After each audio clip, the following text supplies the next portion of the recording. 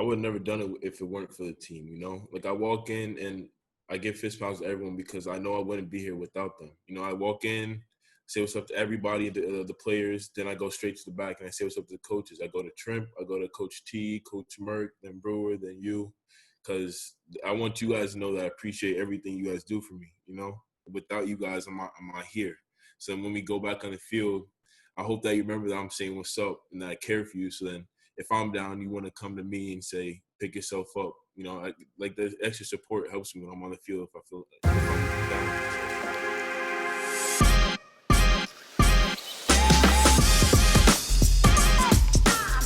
down. Welcome back, Hatter baseball fans, to another edition of Coffee with Hats. I'm your host, Mark Michaud Jr.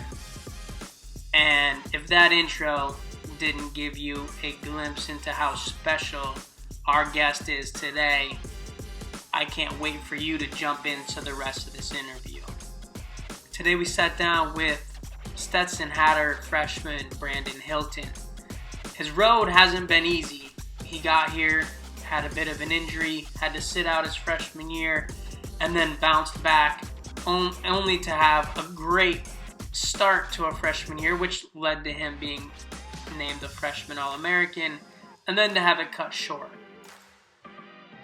So to give you this opportunity to get a little bit of insight on Brandon Hylton and how he goes about his day-to-day and how he's handled some of the challenges that come along with life, this is really exciting for me.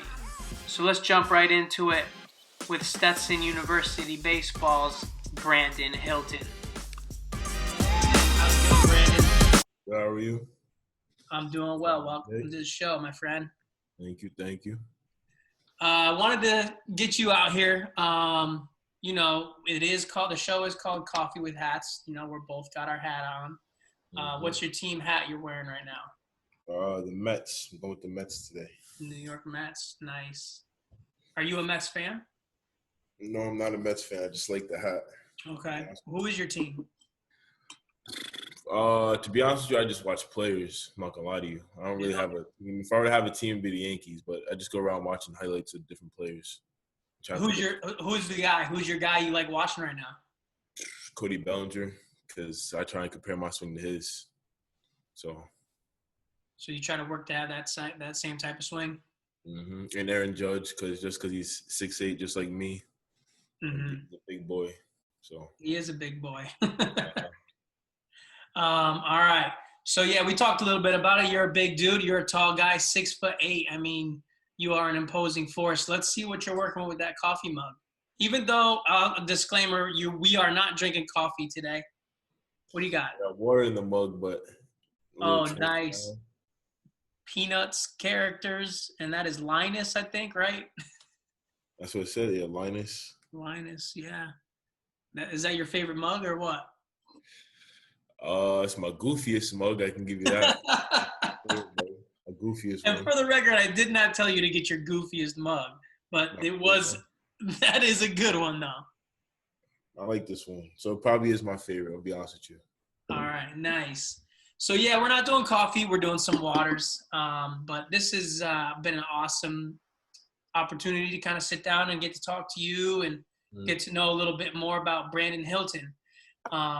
You had a big year coming out this past year, which, I mean, of your college career, you only got to be a part of 14 games or so, 15 games. And in those 15 games, I'm kind of jumping ahead here, you got freshman All-American. And we talked a little bit about how you had you had a redshirt year last year as your freshman year. And then this year was supposed to be your true freshman year, your redshirt freshman year to play. And then COVID-19 hits and that halts it. And then you get another freshman year back. So what I'd like to do, let's just kind of go back here. Let's talk about your first freshman year. Okay, why don't you break down your redshirt year? You get here, take us through the whole story, how it all happened. I'm gonna be honest. When I first got to Stetson, I was kind of behind the ball. I wasn't really skilled as everyone else in the field. Like, watch everyone in the field. Everyone was more advanced than me. I'm not gonna lie to you. First base, I was struggling a little bit, you know, trying to because playing with other classmen, you know, George, you got Ball, you have Bruce Martin, John Miola. They should all be, you know what I'm saying, pro players. Then offensive wise, I was kind of up there with everybody else, but I was still behind the ball. Then we just kept scrimmaging over and over and over. So I started seeing the ball started slowing down more. And, you know, I was just catching up with everybody else. Towards the end of the fall, that's when, like, I saw my numbers going up. Playing started getting easier. I started listening to the coaches more and seeing what they had to say. And, you know, I was with everybody else, you know. But then one So fall. can we kind of unpack that a little bit, because you said some really impactful things, some powerful things right there. What do you see? Was there like a moment where you kind of like the ball started to slow down? Was it just a sheer fact of seeing more pitches and being in more games that did that?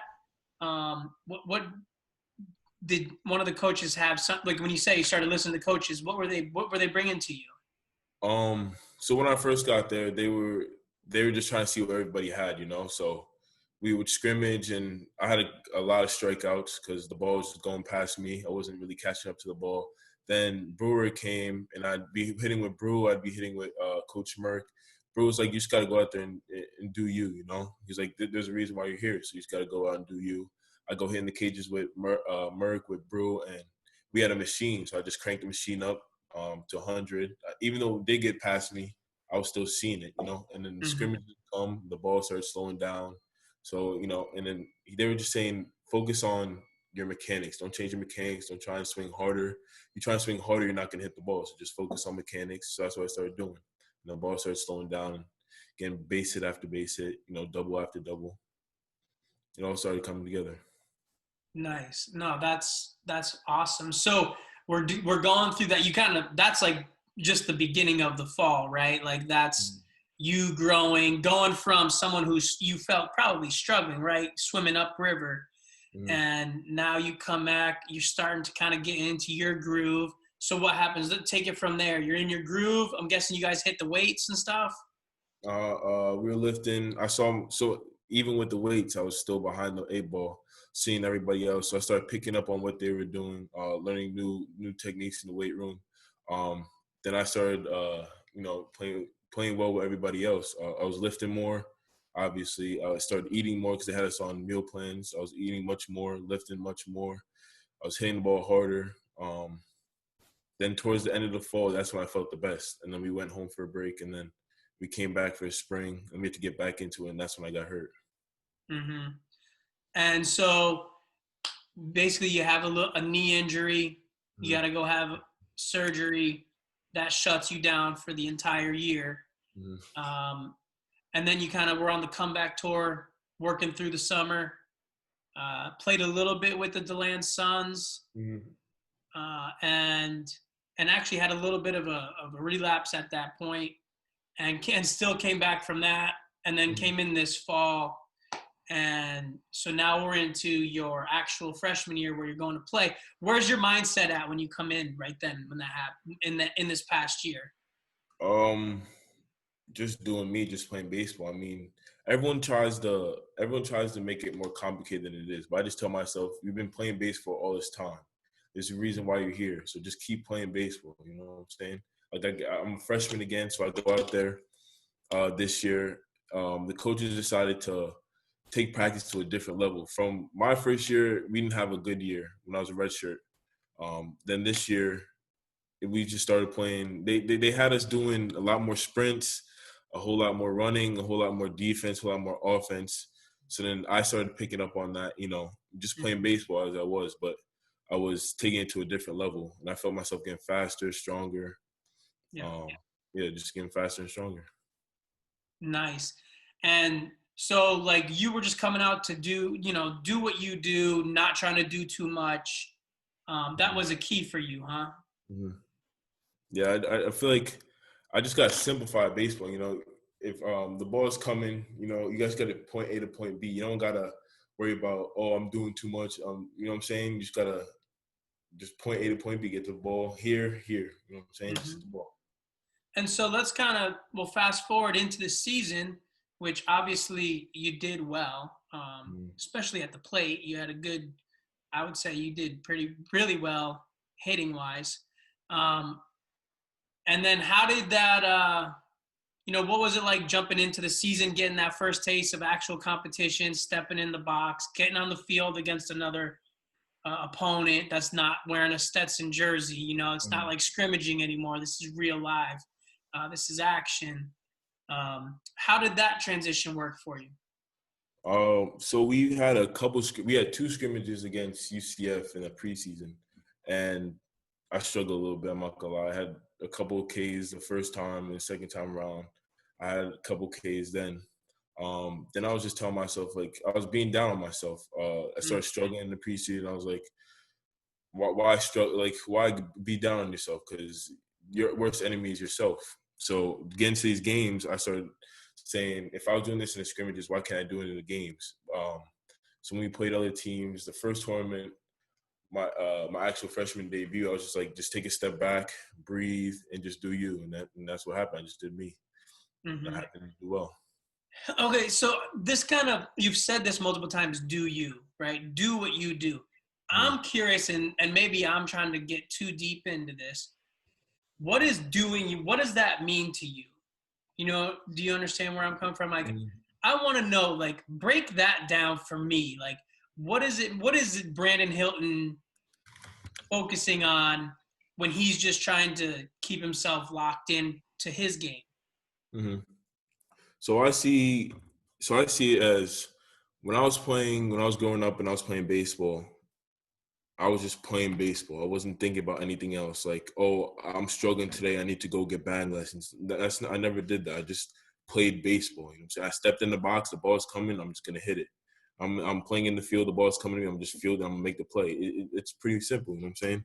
Like when I get to college and like I go over 3 one game, I'm not gonna. Oh, I need Trimper. I need to do the work on it. No, just do you. You know what I'm saying? I just hop in the box. The ball's coming. I just hit the ball and the ball is going to go. And where you hit the ball just tells you what you did on your swing. So next at bat, you take that into the next at bat. The ball comes, you just swing. Mm-hmm. Would you say that you're pretty good? You. I kind of get the vibe you can be hard on yourself. Mm. I kind of sense that just in you talking and being able to be around you as much as I get to be around you. You can be tough on yourself, which I think, a lot of the great athletes are. A lot of people in our, place. It's a everybody wants to compete, everybody wants to do well, and everybody puts a lot on their own shoulders. So when that's happening to you, how do you get yourself out of that? Because it seems like you can get yourself out of that, and that doesn't stay with you for very long. So if anyone ever is listening, and possibly another high school player, another college player somewhere listens to this, how do you work your way out of when you start getting down on Brandon? Going back to the basics, to be honest. So if I'm seeing 95, 95 and it's blowing me up, then I start changing my mechanics, trying to do this, and it's still blowing me up. Then that's when I get in my head. Then I just take a break. Like on an off day, I'll just take a break. I'll go to the field and I'll just hit off the tee. And I'll go slow, go slow, go slow, and then I'll pick it up even more. Some people, like, if they're going over 3 with strikeouts, oh, let me change my mechanics. Let me try and swing harder. No, you just got to go back to the basics. That's why I took a deep breath. Before opening day, the week before, I was struggling a little bit. And I was like, I can't do it when the season comes. So I was like, all right, let me relax. Let me just do me. Because there's a reason why I'm at Stetson University. You know what I'm saying? Yeah. There's a reason why I'm here. So I just need to go back to the basics, slow everything down. And then that's when I start picking it up and starts coming easier. Okay, awesome. Thank you for going deeper into that, like, because that's the real stuff I love to get to, and I like to find out about you guys. And I know people who watch these like to learn about you as well. Talking about that freshman year now, you had success. You got named freshman All-American. I know you're a total team guy, and like that's where you care about everybody in the clubhouse. You care about a lot of people. You come in every single day, walk around to every office, give a fist pound to every single person. And that's just awesome. It's good for me because some days I'm having a tough time and I get that.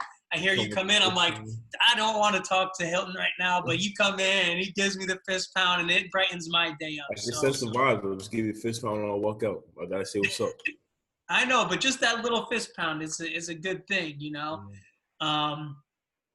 What talk to me about getting this honor and for you, and then how you feel about with the team, I would have never done it if it weren't for the team, Like I walk in and I give fist pounds to everyone because I know I wouldn't be here without them. I walk in, say what's up to everybody, the players, then I go straight to the back and I say what's up to the coaches. I go to Trimp, I go to Coach T, Coach Merck, then Brewer, then you, because I want you guys to know that I appreciate everything you guys do for me, Without you guys, I'm not here. So when we go back on the field, I hope that you remember that I'm saying what's up and that I care for you. So then if I'm down, you want to come to me and say, pick yourself up. Like the extra support helps me when I'm on the field if I'm down on myself. Yeah. No, man. And I think everybody's a Brandon Hylton fan. So we're going to be, we want to pull for you and help you and be there for you in any way that we can. Mm-hmm. So first of all, congratulations on the award. And from what I'm gathering, the award's nice. You weren't expecting it. And you look at it as something that it happens because of all the other people around you that help build you up. Mm-hmm. Okay. Go ahead. So, like I was saying, so when I got the award, it wasn't like I know I got it, but it was because of you guys. Like, in order for me, like when I'm in the box and someone's on base, like Fago hit before me and he got on base, it's just giving me incentive. Like I need to drive him in and I need to get on. Like it's just more momentum. He's on second base with no outs. The more momentum's going my way. I'm saying without him getting on base, I'm probably not getting that base hit. I'm saying I'm not gonna move him over. I'm not gonna get the extra run. So all because of you guys. You know what I'm saying? Right. No, and that's beautiful. That's great. That's kind of what I was gonna expect from you as an answer, but you put it in a really good way here. Let's go way back now. I want to find out what was life like for Brandon Hylton in Baskin Ridge, New Jersey. Am I right? Okay, growing up, take us back. Growing up, what was life like for you, all the way up through high school? So before Baskin Ridge, we lived in Greenbrook, New Jersey. It's about an hour from Pito and about an hour from John Muir. So growing up, I played football, I played basketball, and I played baseball. I was pretty good at all three. I'm not gonna lie to you. Like, it may not seem like it now, but I was the fastest one on the field, the fastest one on the court. I was playing. Then middle school came, and I decided to hang up the cleats with football. So I was just playing basketball and baseball all through middle school. Then basketball. I played basketball freshman year. Then I decided to give it up to just focus on baseball, and that's when my baseball career kind of took off. Freshman year in high school, I was kind of all right. Then sophomore, I was like, all right, let me just focus on baseball. Let me do me. Then I started getting a little bit of looks here and there. Then junior year is when I finally, like, my career started getting a little notice. What was it like? How was the fam? What was the fam like? Did you have a good competitiveness? I know you and your brother are both very good athletes. Like, what was going on? Did you guys get together with family a lot? Did you hang out with your friends a lot? Did you do a lot of competing in between in the house? At the house? So we had me, my brother. So my brother's 4 years younger than me, and we probably 7 days a week we were probably fighting 5 days of the week. Just always there's times when my dad, you could ask him. My dad's like, "Why are you guys always competing about something? Why can't you just have a civil conversation?" But that's not how we are. Even when we're playing video games, we're competing. Outside of playing basketball, it turns from a shoot around to a game. So we're always competing. Even like just simple, I'll watch his game and he'll go like 2 for 3. And I'm like, yeah, but I went 3 for 4 the day before. You know what I'm saying? We're always competing, always. And that makes me better. That makes him better because he's watching my game and he wants to try and top me. That's awesome. So I kind of had a sense it would be a little bit of a competitive household over there. Can get that vibe. Um, so that was growing up and going through the high school stuff.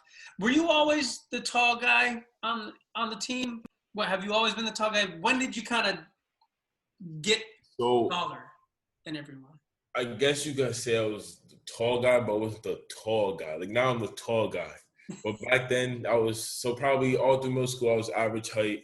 Yeah. I was always competing with my best friend Michael Murray. We were always competing who was the taller one. He also played on my team, so I was always competing with my brother and him. So Yeah. freshman year in high school I was 5'10". I was just like everybody else. Then sophomore year came. That's when I started hitting the growth spurt. I was like, oh, you're getting taller, taller. Junior year came, I was like, oh, you're tall. Senior year came, oh, you're really tall. And then now in college, everyone's like, wow, you're really tall. So it kicked up around sophomore and junior year in high school. So where, and I know you are a leader in our program. You Mm-hmm. know, everybody is a leader. Where do you see that you lead, and what does the role of a leader in the program mean to you? So during the preseason, Trimper actually had us do a program, like the leadership program. And I think it lasted about 8 weeks. And I was going through it and I was learning a lot of stuff. We talked to the basketball coach at Stetson. He was actually an NBA coach. Trimper talked to us. Then he had some people come back, alumni come back. So I was just taking on those tips, but I never actually saw myself as a captain this year. This year maybe, but next year probably. But I never actually saw myself as like the captain role. I see myself as like I'm learning from everybody else, and I want to brush off what I learned to everybody else. Like if we're doing sprints, I want to come in first because I want to push everybody else. Not necessarily like I want to yell at somebody like do this. Mm-hmm. I want my actions to rub off on somebody else. You know, like we're on the field. Like I'm pretty quiet. I'll be honest with you. Like I'm Yeah. pretty quiet on the field. I want my actions to rub off on the next person to see that if I'm hustling, they need to hustle too. Yeah. And how about your competitiveness from when you were competing with your brother, you know, throughout high school with your friends? Mm-hmm. How has that kind of blossomed over here now that you're at Stetson? Do you and Eric get into, you know, little competitiveness over there with ground balls at first base? Like, how do you bring that competitiveness, you know, at a D1 level where you're Mm-hmm. at So me, I'm gonna be honest, I'm a sore loser. I hate losing. That's my number one pet peeve. I hate losing. It's like if we're doing ground balls, like sometimes I'll scream across the diamond to George, and I'm like, George, I bet I can feel more ground balls than you. And Fago hears it, and Fago's like I'm gonna take that bet too. Then John hears it, then Kyle hears it, and everybody else is like, all right, I'm gonna do that too. So now they see I'm feeling the ground balls. Everyone's like, all right, I can't miss ground balls. So like my competitiveness is rubbing off on everybody else. And like when we're in games, like I can see like I'm pretty the loudest. So, like if someone's doing some very well, like I'm the first one in the air. I'm like, good job, because I want my competitiveness to rub off on everybody else. I just hate losing, so I want that everyone else to start hating losing too. Yeah, man. There's a definite line, I believe. And I was asked this question on an interview one time for a job, and the question was, do you like to win or do you hate to lose? And I don't know why that guy asked me that, but immediately I was like, I hate losing. Like that's the worst thing in the world to me. And I think what he's trying to get at is if you hate losing and there's just a deep part in you that you hate losing, then you will just keep working and working and working until you figure out a way to become successful and to get the W, you know? Even with like everyday activities, like I want to come on top. Like arguing, you could ask people on a team. Like I'm always arguing because I hate losing. Like I'll argue till I think I'm right. Even if I'm losing, I'll still keep arguing till I know I'm right. It's simple things. Even around the household, my dad's like, why are you doing this so much? Because I hate losing. I just hate it. Awesome, man. Well, hey, Brandon, thank you so much. It seems like you're doing well. It's great to see you. I haven't seen you in a little while. We're going to have our last little quick segment. I got 3 questions for you. This is 3 strikes. The last part of the interview. And so these are going to be 3 questions that you just answer who you think the one person on Stetson baseball team, one of the players, would lock into be the quick answer for this. Okay. Who on the team is the most sarcastic? Most sarcastic? I'd have to give it to probably Mark Townsend. Sometimes when you feel like he's telling the truth, just he hits a little smirk after he said it's like, it's actually you telling the truth right there. Yes. Next question is, who is the most accident prone? Got to give it to John Miola. Yeah, that's in the time that I've been here, he might have gotten that award too. And actually, John Miola's been the answer for multiple different questions. Really? On this, yeah. All right, last question. This is a special New Jersey edition.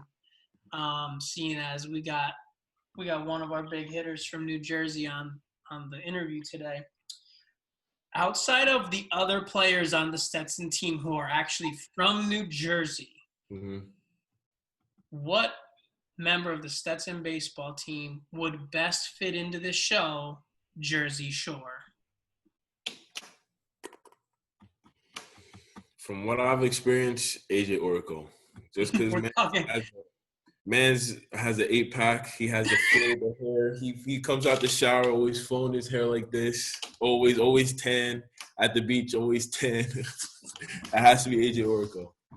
All right, man. So there you have it. That is 3 strikes, and that is Brandon Hylton on Coffee with Hats. Brandon, thank you so much for coming out and taking the time out of your day today to talk with us. I know everybody who's going to take the time to listen to this is going to really appreciate getting to know you a little bit better, and just kind of seeing who that guy is who's, hitting in the 3, 4, 5 hole and playing first base or playing DH.